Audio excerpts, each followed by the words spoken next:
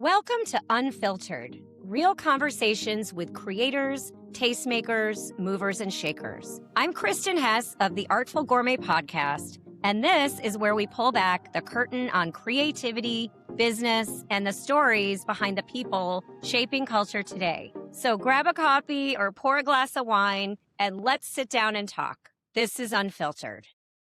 Welcome to Unfiltered. I'm Kristen Hess, host, food stylist, photographer, and owner of the Artful Gourmet. Today, our special guest is Christin Marvin, who's spent more than 3 decades immersed in the restaurant and hospitality industry, beginning her career at just 15 years old as a line cook before rising through nearly every operational role to become a managing partner by age 30. Today, she's an internationally respected restaurant leadership consultant, executive coach, speaker, podcast host, and author who helps restaurant owners, hospitality groups, and multi-unit brands build stronger cultures, develop exceptional leaders, and scale their businesses without sacrificing the guest experience that made them successful in the first place. Throughout her career, Christin has helped open 13 restaurants, guided hospitality companies through growth from 6 locations to 48, and coached hundreds of leaders navigating expansion, operational complexity, and founder burnout. Her experience spans independent restaurants, multi-unit operations, and hospitality concepts, including 7 years helping lead a successful brunch concept with a strong coffee program. She's the author of the Hospitality Leaders Roadmap and Multi-Unit Mastery, and hosts the Restaurant Leadership Podcast, where she shares practical leadership strategies for hospitality professionals around the world. What sets Christin apart is her belief that great hospitality starts long before a plate reaches the table. Culture, leadership, communication, and people are the invisible ingredients that ultimately shape every memorable dining experience. Today on Unfiltered, we're exploring what happens after creativity turns into a business and how founders can Today on Unfiltered, we're exploring what happens after creativity turns into a business and how founders can continue growing without losing the passion, personality, and purpose that inspired them to begin.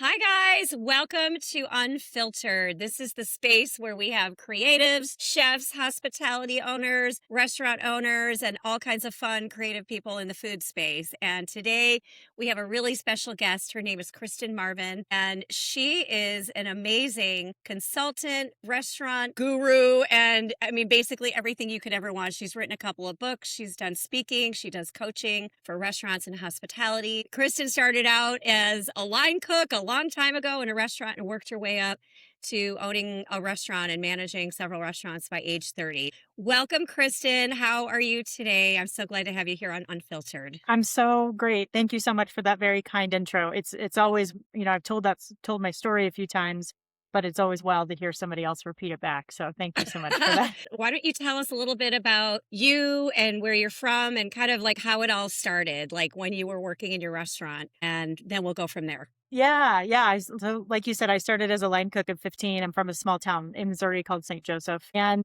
I wanted to start working as quick as I possibly could. I wanted to get out of the house. My parents really encouraged me to work. And I chose my favorite restaurant in town, the one that we always went to, locally owned, a little independent spot. It's still there. It's called Barbossa's, if anybody's ever in St. Joe.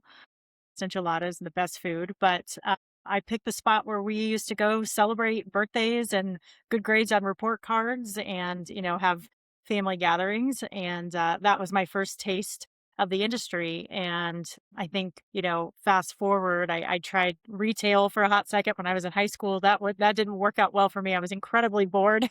Yes. I worked in Express and Sibley's and all that stuff too when I was like 16. But yeah, I was at the Gap and then I was piercing ears and it was just weird. And I decided to get back into restaurants when I moved to Colorado when I graduated high school. And I got a job with Outback Steakhouse. This was in 1999. It was my first taste of serving and bartending, and it just really helped me kind of come out of my shell. Very quickly explore, discover the world of training and amazing systems, also some, sex, drugs, and rock and roll in the industry as well. And so coming from a very small town, it was a very eye-opening experience for me, but I just fell in love with the hustle and bustle of the industry, of course, the money that I was making every single night, the opportunities to move up with the company. And so that was really my first kind of taste of working in a chain environment with great systems and great structure. And that really stuck with me throughout my career. That's awesome. I wandered up the street about a year and a half later to an incredible property in Colorado Springs called the Broadmoor. So it's a 5-star, 5-diamond resort. And I ended up staying there for 5 years and had the opportunity to open a couple concepts from a management perspective, become a GM at 24, fall flat on my face and make all the mistakes that you make as a first-time manager, favoritism, partying with your staff, all the things. And then, I was given the opportunity to go work in a restaurant, a fine dining restaurant, and open it with a gentleman who became my mentor, who worked for Danny Meyer in New York. And I got to see Setting the Table come to life right before my eyes. And I was such a fan of Danny and still am. And we partnered with a couple master mixologists out of New York. I was studying wine. I mean, I was 24 years old, just in this That's world awesome. I was like, what is this? So Yeah. that was incredible for me. And that's really, I think that opportunity at the Broadmoor was absolutely what got me hooked into the industry. And I said, I told myself at that moment, I want to do this for the rest of my life. There is nothing better than creating experiences and having a well-structured business that is successful and an amazing team of people that are all aligned and all working together and just really are invested in care in what we're doing. And the food that we were creating was magical and simple.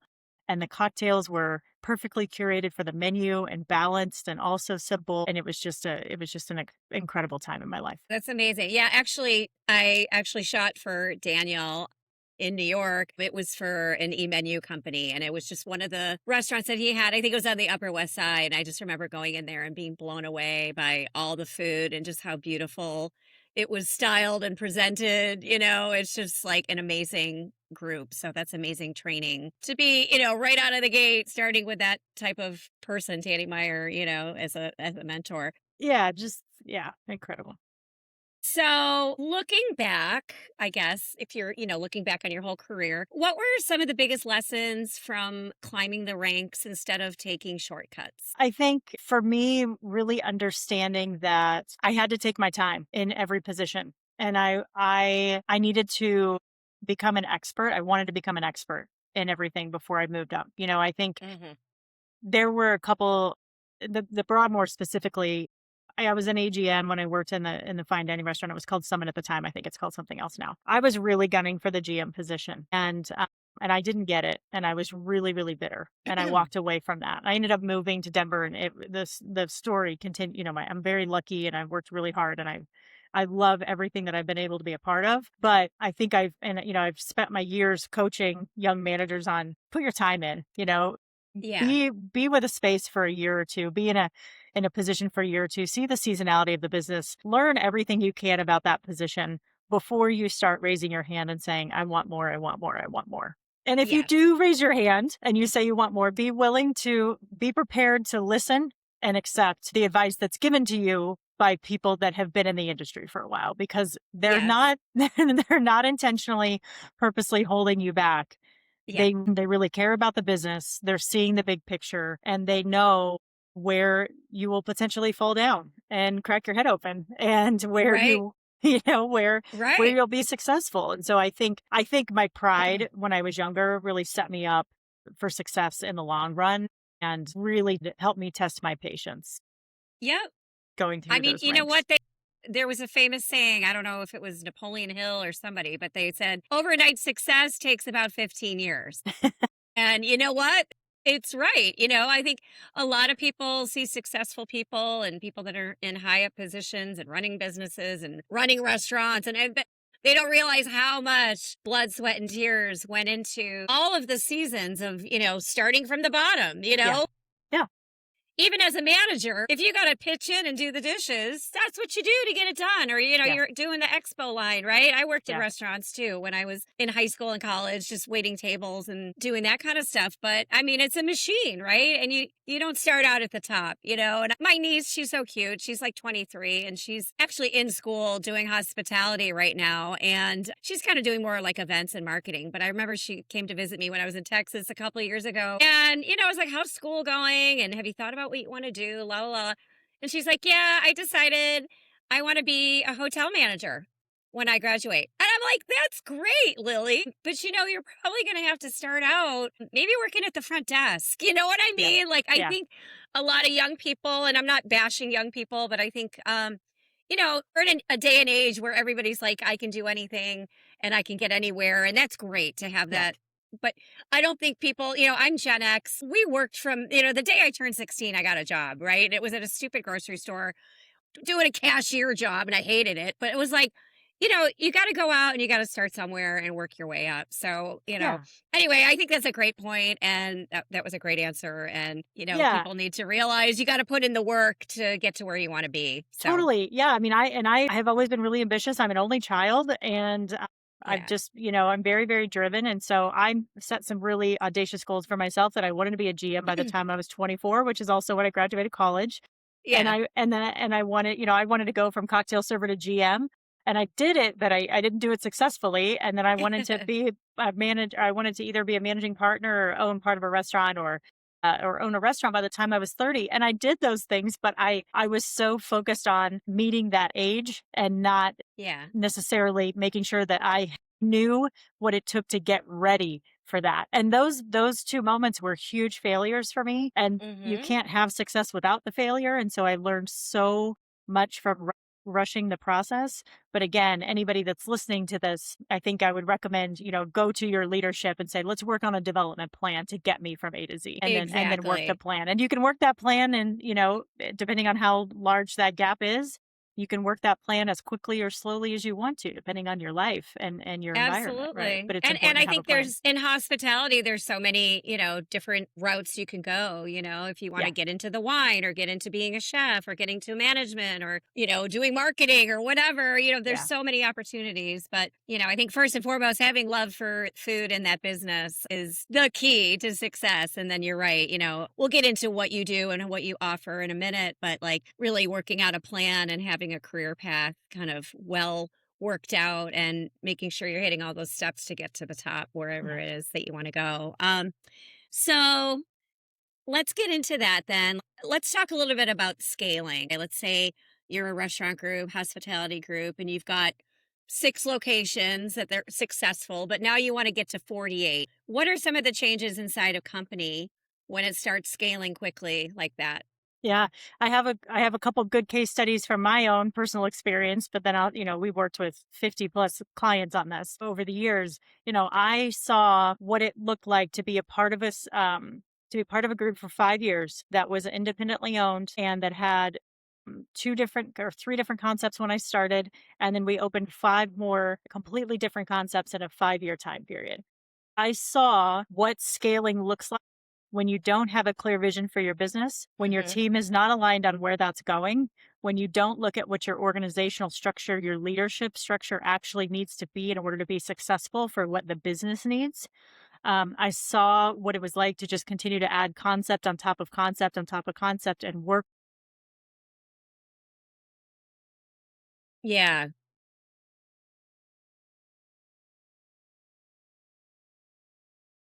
Yeah. It was chaos, and hardly any of those concepts are still open today because of that lack of organization and intention and strategy. Now, the other case study I had was, working with Snooze for 7 years when we were locally owned.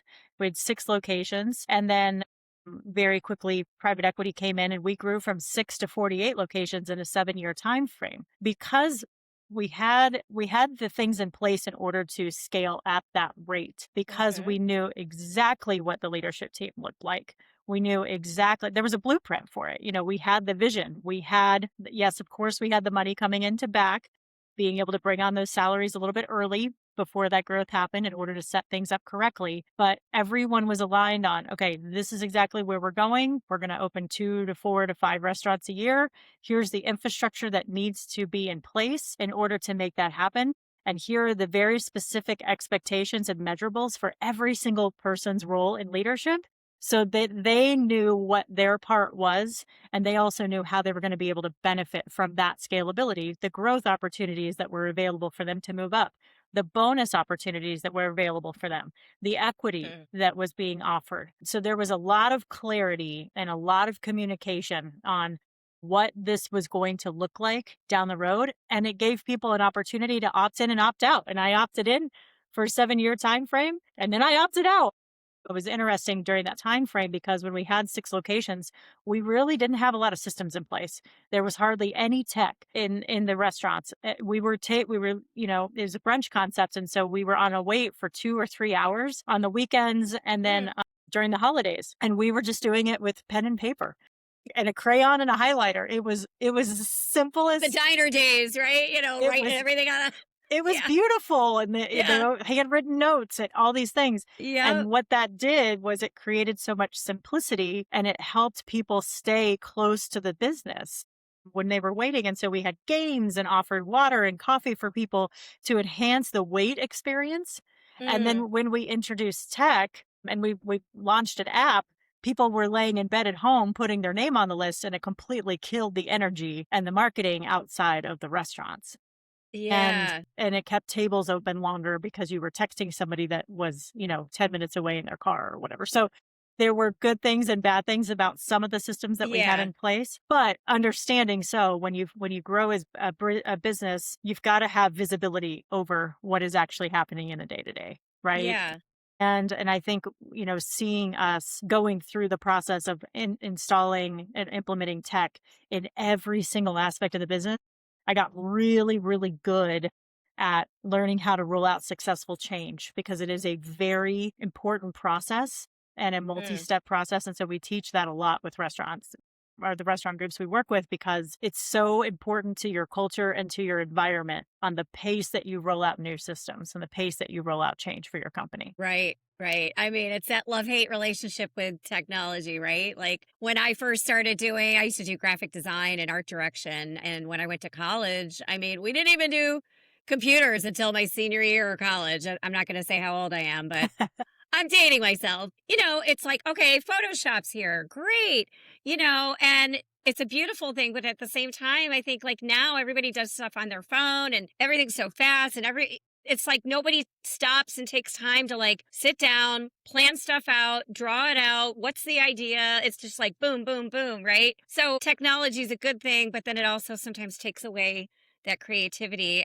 Do you do any like marketing plans, or do you work with marketing directors? Like, how do you fit into that part of the restaurant rollouts and growth, when it comes to marketing? Or are you purely like operational and more strategy? So our primary focus is around leadership development and helping people when groups come to us and they say, hey, I want to scale, or we're trying and we're having a really hard time keeping people. We are having a hard time finding great talent. We really dive deep into that. Let's talk about what the leadership team needs to look like. What are your core values for your business? Do you have them? If you don't, we'll create them. What is the vision for your company? And then how are you finding people? And we really helped through that interview process. Now, we had a client ask us last month. They said, we're trying to drive top line sales. We really want to talk about marketing. And so, okay, we apply those coaching skills to any single aspect of the business. So we had a 2-hour meeting with our marketing team, and same thing. We said, okay, what's the vision for the company? What are you currently doing right now? What is the purpose of marketing? And 9 times out of 10, what we find when we have those conversations is that the experience within the 4 walls is what needs to be fixed first. Their guest experience is falling down. They haven't hired the right people. The training isn't in place. So we really get to the root cause of that. And then we say, okay, the business is great and it's solid. Now we can amplify the message out there, because if you amplify the message on a product that isn't great, then you are just causing more problems for yourself. So because restaurant owners are managing so many different things and wearing so many hats, we really try to add simplicity and structure and stability to the existing things that they have in place versus saying, let's add more and more and more onto your plate that you need to manage, because it just Yeah, typically doesn't work. Absolutely. Especially if you're managing not just one restaurant, but 60 of them or an Yeah. entire group. Many chefs and creatives start businesses because they love creating spreadsheets and staffing schedules. Why does growth often pull founders away from the work that they love? It's interesting. I was just having this conversation last night with a friend of mine that was visiting, and we were at a restaurant.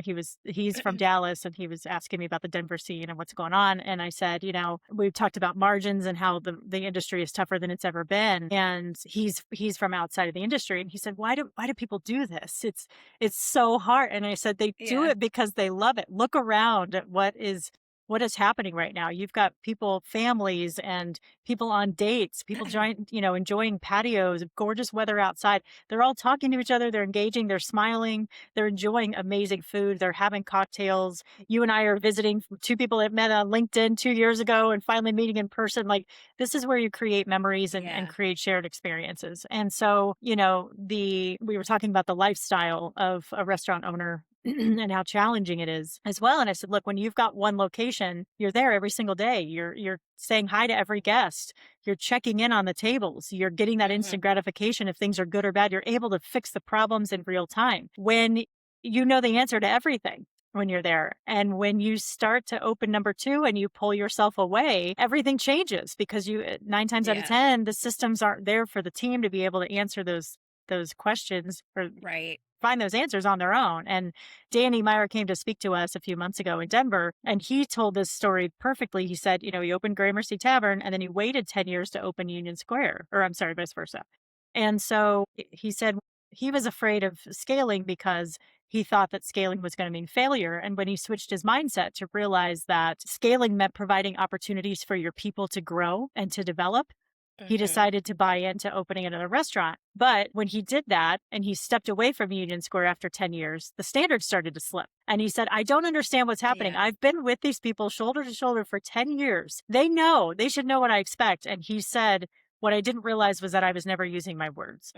He hadn't created those systems and taught and developed people to say, here's exactly what I expect. He was just assuming that people were watching him and that they would do the same thing, right? Leading by example. So that is a very common pitfall that we see a lot as owners start to scale. They take their eye off one restaurant for a second, those standards start to slip, and then they have to go back in and create those systems. So we work really hard with the owners that we work with on getting everything out of their head, getting it down on paper, which sounds painful. And then they think, I can't teach people this. I can't teach people, we hear this all the time. I can't teach people hospitality. I can't teach people creativity. And it's like, but we can distill all that down into things that are going to work really well for them, because I'm a big fan of checklists. I always have been. Checklists reduce errors by, I think, 70%. Because it just streamlines the process, which gives people more space and time to be creative, to build relationships, to be more engaged, and continue learning and developing. Right. Yeah. And as a restaurant owner, business owner, people can't read your mind, what your vision is and what your brain is thinking and what you're wanting for this beautiful thing that you're creating and have made. So yeah, I think it is important to, really distill, what is this business all about? What are our values? I used to work in branding at Interbrand, and we did this for huge companies like Microsoft, John Deere, Velasas, Victoria's Secret. That was one of the first things we would do, is have a workshop with the company. What is the business all about? What do we say? What do we stand for? All those things. It's really kind of like your marketing plan in a way, or your business plan, and then turning that into your brand voice and what you stand for, and then turning creative out from there. But, it all goes back to the essence of that owner's vision for the business. And and making sure that the whole company is in line with that, so that it's, even the hostess is speaking in the way that people would expect to be spoken to when they come into this restaurant, because they know it's a Danny Meyer restaurant, Yeah. And a lot of owners sit down in the beginning of their business when they're writing their business plan or they're building their concept.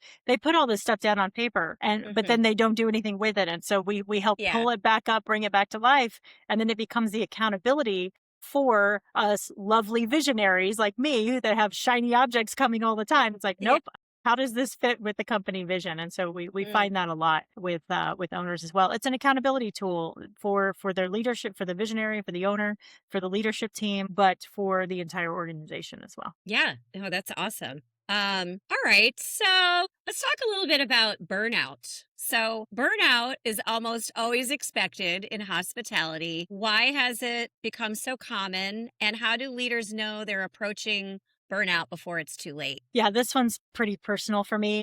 I burnt out in my career. When I was in the process of scaling, I think I've opened 13 restaurants in the span of my career, and I loved it so much. I loved every opening. I loved seeing the behind the scenes work that we were doing come to life. Mm. Loved being able to tell the teams that there were opportunities to grow. The problem for me was when we stopped growing in our region in Colorado for a second, I didn't know what to do. I had 6 restaurants to manage, and I didn't know what to do. I felt Yeah. it was completely different. It was a different pace. I had a hard time going from GM to regional because I was trying to be a super GM. We didn't have development plans in place for regionals at that time because it was a newer position for the company, and it was really a struggle to figure out where to be. And I was finding myself running around trying to put out fires instead of being more intentional and proactive with the business, and that didn't feel good. And so I had stopped investing in myself personally and professionally, and I started drinking uh, heavy more than I had before, heavier. I didn't realize at the time, but I know now. I was trying to numb that I was unhappy, that I had completely become disconnected from the passion that I had in this business and why I got into it in the first place, of the creativity and the Yeah. autonomy and the empowerment that I had. And I started to lose my voice. It started to happen as the company grew because in the beginning of that relationship, we were all partners in the business as GMs. And then all of a sudden we had a department of 30 or 40 people telling us what the initiatives were to run it, and Yeah. that's just what happens when you grow. I understand why, but being in that environment, feeling it was very different. And so I had an internal struggle with my core values, and I Mm. started to lose my voice, but I also started to push back really hard. And that didn't bode well for the relationship that I had with my boss at the time. And so I lost my confidence for a while. I lost trust in the organization. I stopped believing in in where we were going, Mm. and started to believe that it was really all about money, and it didn't feel good. And so I left that company right before the pandemic and jumped on with another company that was locally owned that was also scaling. And I just realized growing the same concept over and over and over again was not rewarding for me. It just felt like I Yeah. was going through the motions. And so anyway, I stopped drinking. I hired a coach. I had completely lost my passion for the industry, but deep down, I loved it so much. And I was like, I know that I want to stay connected with this industry, but I don't know that I want to be in operations anymore. I don't know what that looks like. And so Hmm. my third session with a coach, I had this huge moment of insight that this one-on-one work that I had been doing with managers all these years was my favorite part of the business, truly listening to them and helping them with their Yeah. problems, right, and coaching. And so that's how I decided to start my coaching company years ago. But for me, the signs of burnout were not wanting to get out of bed in the morning and not being excited to go to work. And that was very unlike Yeah, me. you've hit the wall when you get to that point. Like, I Yeah. remember one of my first jobs out of college, I was working in advertising, but I was doing sales, and it was like direct sales. And after 4 years, I was completely burned out. And there'd be days where I was like, I just want to go home and lay in my bed. I don't want to do this anymore, and it's like when you hit that wall, you need to kind of plan and, like you said, sort of figure out, what do I really love doing? And how can I turn this into a career? You know what I'm saying? Like, that I really, really love and that I'm really, really good at. Because when it doesn't feel like work. If you really love what you're doing Right. and you can't wait to get to work, Yeah. and that's Yeah. sort of, what happened with me. I was working in advertising in New York and Atlanta, whatever. But, the jobs in New York paid a lot of money, but I was doing more project management, and I'm a creative. So it just Mhm. wasn't the right fit. But I took the job to move to New York, and I, got there. Yeah. But after 5 or 6 years, I was like, I don't want to do this anymore. And I found the whole food and the cooking and then the blogging and all that. And I got out of my burnout too, because every job I was at, I was like, I don't want to do this. So I think it's important for anybody, and that's what I love about this podcast, The Unfiltered, is it applies to everyone, not just Mhm. restaurant owners. You Yeah. could be a plumber, you could be a CEO, you could be a restaurant owner, you could be a writer, whatever you are. Yeah. But it's finding your passion and what you love and getting over that slump and that burnout, I think is really, really important. And, It's the restaurant business, it's easy to get burned out. So that was why I was talking about that. It is. And I You think, know, yeah, I mean, the long hours and the mental and physical exhaustion that comes with the industry, you yeah, have to be connected. You've got to be passionate about what you're doing. Otherwise, those hard days are just going to feel really, really hard. And I think, I was yeah. 40 years old when I hit this rut and I didn't know what my core values were. And I didn't understand, when you're burnt out, it's so hard to even have the energy to want or go, I'm going to look for something else. I know exactly what I want to do. Yeah, It just doesn't exist in that moment. And so yeah, I had to understand with my coach helped me understand what my core values were for the first time in my life at 40 years old. And we started to make a list and he was like, which ones are showing up for you and which ones weren't? And the one that was not showing up for me was freedom. yeah, That voice again that I talked about earlier, the ability yeah, to identify a problem and create a system that worked best for the company, that was what I lost. And so as soon as I decided to start my business, boy, that light switch turned on for me. Like I yeah, was back at the Broadmoor at 24, yeah, learning about wine and cocktails and fine dining and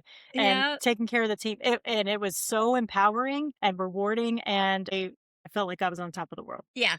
I agree. Same thing. My last full-time job when I was in New York was working on craft foods at a big social media digital agency. Great job. But at a certain point, it was like we were hiring food stylists, photographers to shoot all the food for the craft homepage and all their videos. I'm like, this is what I want to be doing. So I Mm. finally quit. I'm like, I had been building my blog and clients and all that on the side for a couple of years. But when I finally jumped ship and I'm like, you know what? I'm doing this. I don't even have any clients yet, but I'm doing this. And, within 6 months, I had my first cookbook shoot and then things just started rolling. And of course, I was in New York, so it was easy to get clients there. But, you know, from then till now, I've gone back to full-time jobs at least 3 times. And I'm like, what am I doing? This is not what I want to be doing. So Yeah. I'm back to freelancing again. You get pulled back in when you Yeah. know it's right for you. And, I think maybe for restaurant and business owners that, have not just one restaurant, but a million and they're overwhelmed. Like, how do you help them when it comes to like staffing and delegating? I think for me, it's hard to delegate, right? You want to do everything yourself, but at a certain point, you need to be hiring staff and people to help you Yeah. to grow and to scale like Yeah. what you do. So how do Yeah. you help them with that? We had this conversation this week. We had to have some really high flame coaching with one of our clients who's got a couple of extraordinarily successful concepts. And the owner, who's the CEO, had admitted for the first time with us they were completely burnt out. Mm, And their leadership team was on the call while this discussion was happening. And we really dug deep into what was going on. But because this owner was so burnt out, they were avoiding going into the spaces. They were avoiding. yeah. And the problem was they were the key to operations. And we said to them, you haven't given yourself permission to step out of operations. And these teams need you.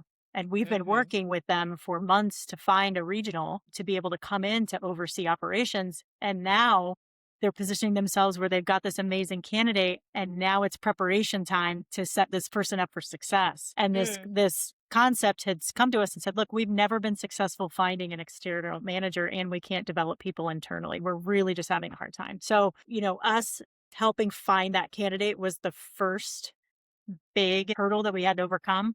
But then it's also setting the team up for success. And we had to have a really hard conversation with the owner. We know what you want your role to be, and we're going to work towards that. But right now, you have to focus your time and energy for a short amount of time on setting this person up for success if this is truly what you want, because this mm, is the biggest roadblock. And so it's really about us clearly identifying what are the roles and responsibilities that the company needs, and then looking at the people that are currently there going, do you have the right people?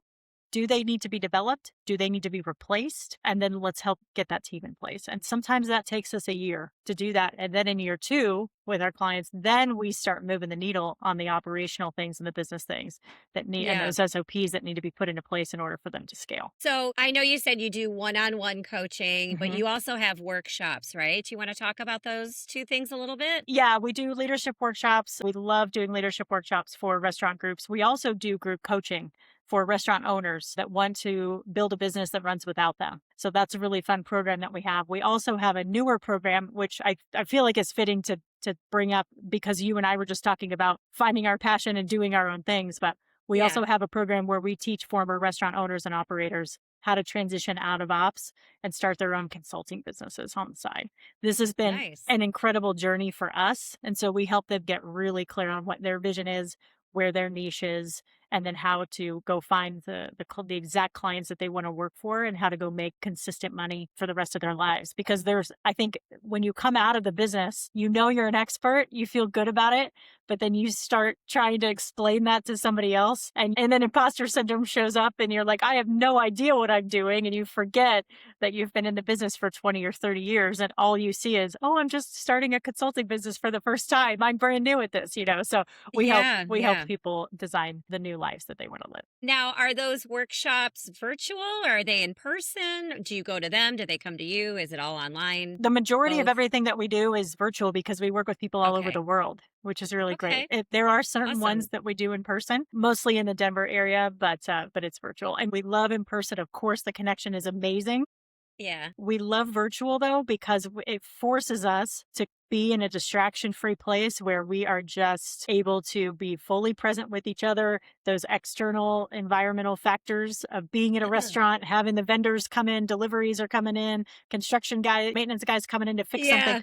We strip all that stuff away and we're just able to really set aside space for people to be really, really strategic and slow down, which is what we need Yeah. so much in this business. That's great. And that's one of the beauties of technology, right? Is anytime, any place. And you can work with people all over the world. So that's amazing. Now, I know you have a couple of books out. Do you want to tell us the names of those and where they can find those and what they're about? Sure, yeah. So our website is columbinehospitality.com. And so the books are there.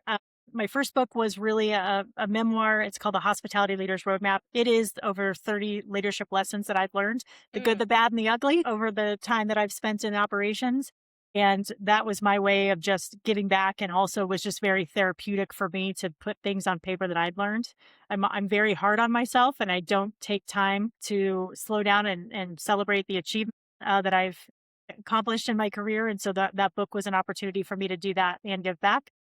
Multi-Unit Mastery is the second book, and these are on Amazon as well. But I spent 3 years coaching independent restaurant owners and operators and realized that there were all common threads that were missing, that they all needed in order to scale. And so built those tools over time with all those clients, and then said, you know what, this is something that's bigger, that needs to be amplified message-wise, that can really help the industry as a whole. And so that's where Multi-Unit Mastery came from. And so it helps businesses scale with clarity and confidence. Yeah, awesome. And you guys, I'm going to link everything in the show notes below after this podcast is done. So you'll be able to find her website and her Facebook, Instagram, books, all that good stuff. So, all right. So last question before I'm going to ask you a couple little lightning round questions too that are more fun. But last question, what habits do you think have helped you stay passionate about what you do after decades in the industry?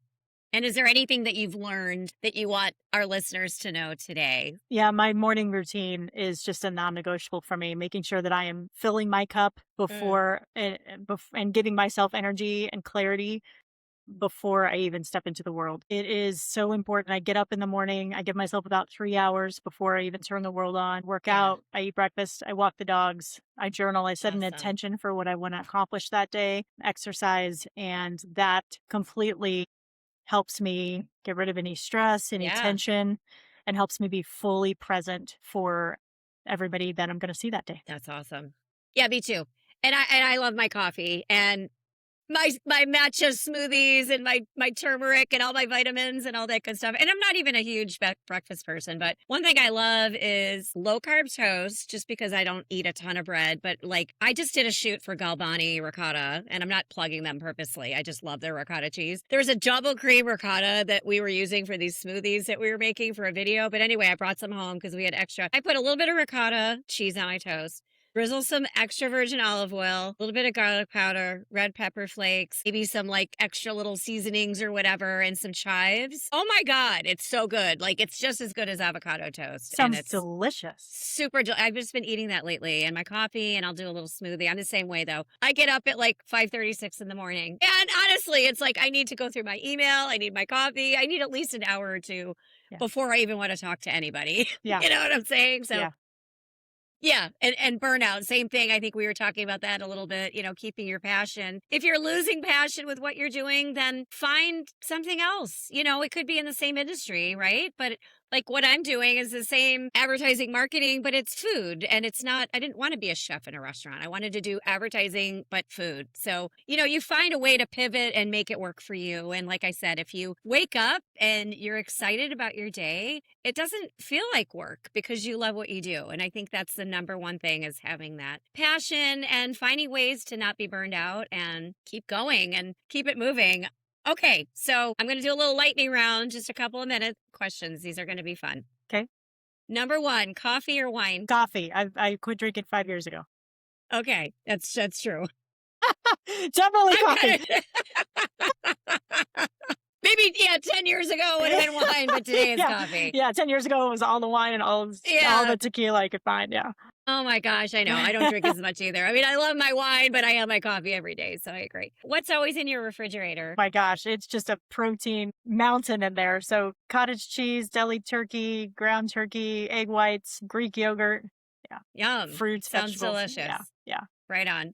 And of course, fruits and vegetables are like really bad to be eating right now, but okay, you can buy frozen berries at the, grocery store for now, right? Yeah, in my smoothie. They make really morning. good smoothies. Yep, 100%. Okay, what's the favorite restaurant you've ever visited and why? My gosh. It is hard to narrow down one. I will say I took a road trip in May to Santa Fe down to Market Steer Steakhouse, which is one of our clients. We've been working with them for a while, but we hadn't met them in person yet. And one of the things I loved about working with the Broadmoor was that it was built in 1918. And so there was a story behind every single nook and cranny and corner. And when I got to Market Steer, they had built the restaurant. It's been in business for a while, but they moved locations and built out a new spot 2 years ago. And they gave me a tour of the space, and every level of detail and intention around the leather straps on the chairs, to the lighting, to the artwork that you could actually buy in the restaurant if you loved it, to the menus and the menu design. I mean, everything, the recipes, grandma's spices and some of the recipes. I love it. Everything had a story. And I did that tour before I sat down, and then the owner surprised me and had dinner with me. And it was mind blowing. I expected to be dining alone. And it was just an extraordinary experience. So that, oh my God, one of the best I've had in a while. The Broadmoor or the second one you mentioned? The Market Steer Steakhouse is in Market Steer Steakhouse. Yeah, in Santa Fe. Anybody listening I have should never go been to check it Santa out. Fe, but I need to go. It's awesome. Yeah, I definitely want to go. My sister just moved back to Phoenix, and I'm like, I'll come visit you. We could go check out Santa Fe for a weekend. Yeah. All the art and the history and all that good stuff. Absolutely. So, one word to define hospitality. Service. Yeah. I mean, service, and that could be in all different ways, right? From, I don't know, tell us a little more about that. Like, what does service mean to you? I mean, service to each other as coworkers, service to the community and giving back, service to the farmers that we support to get the food. So, same thing on the beverage side, service to the guest, of course. It's an innate part of who we are as human beings. We have a desire to serve other people. And I think for me, that's the word that really, really comes to top of mind when you ask for that question. So, yeah. I agree. I mean, it's all about the way, like people say they don't remember like what you said or did, but they remember how you made them feel. Yeah. And I think that applies to any brand or business as well, right? 100%. If you walk into a restaurant and like you were just describing that one place and how you just were like blown away by the details and how it felt and how you were treated. That's what it's all about. And it applies to any business, but especially hospitality business. So anyway, I know we're running out of a time here, but I have really enjoyed our conversation. And I'm going to, just encourage anybody that's watching, if you have additional questions, I'm going to put her website, her email. You can email me, start a chat, whatever, comments on the podcast here, and we can have a conversation and talk more. But I really enjoyed our time, and I really appreciate you being on Unfiltered today. And I look forward to hopefully reading some more of your books and listening to your podcast and all that good stuff. So thank you so much. Thank you so much. Thank you. Appreciate it. All right, Kristen. Well, we will talk soon, and thanks again. Thanks. All right. Bye. So this was such a thoughtful conversation today, and I hope you guys really enjoyed it as much as I did. I love that today's discussion reminds us that hospitality isn't simply about serving incredible food and wine and drinks and all that stuff. It's actually about creating experiences, building trust, developing people, and leading with intention, having a strategy.